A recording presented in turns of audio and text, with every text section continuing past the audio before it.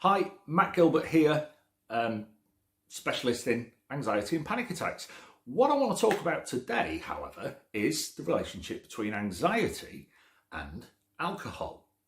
You may think they sound like two completely different things, but where they interlink is when an anxious person, through no fault of their own, looks for a way of calming their head down. And one of the most common ways is alcohol. So sit down on an evening, have a glass of wine or a beer. The problem is, over time, if the anxiety isn't dealt with properly, then the next week one glass becomes two, or two glasses become three. I've even had people coming in and, you know, they've got to the point where they're drinking a whole bottle of vodka, a bottle of rum, most of a case of beer, 3 bottles of wine in an evening. Now, I'm not judging anybody at all, because what they're actually doing is they're trying to stop that endless, annoying peck, all of that chatter that's going on in there. They want to sleep. They want some calm. And yeah, it does and can turn off anxiety. I don't recommend it as a course of action because it's kind of swapping one problem for another.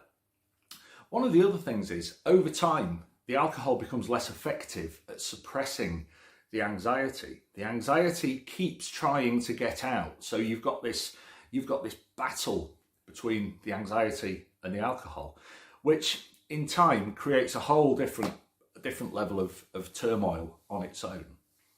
There is good news, however.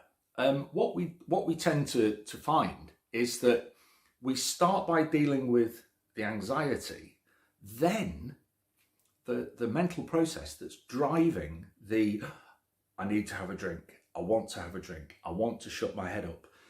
The head isn't noisy anymore. So that process largely takes care of itself.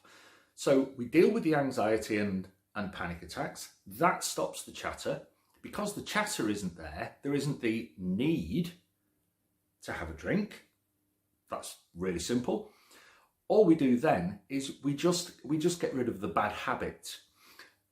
I can't think over the years if I've actually seen anybody who has developed alcohol dependence through anxiety, because the sensible people get help a long time before that ever happens, which means it's quite a straightforward process to deal with when you know how. So just be careful not to fall into that trap. It's easy to do. As I say, I'm not here to judge, I'm here to help. So don't fall into that trap.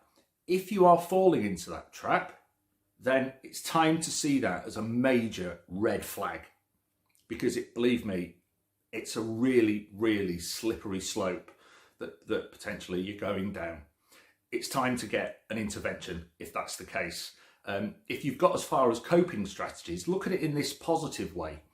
You're trying to do something about it. Even though that thing is the wrong thing, or the unhealthy thing, or is going to cause problems in the long term, at least you're trying to do something. So why not swap that coping mechanism for doing the right thing, which is getting help for the anxiety?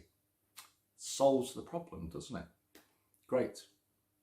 I'll see you again soon. Take care.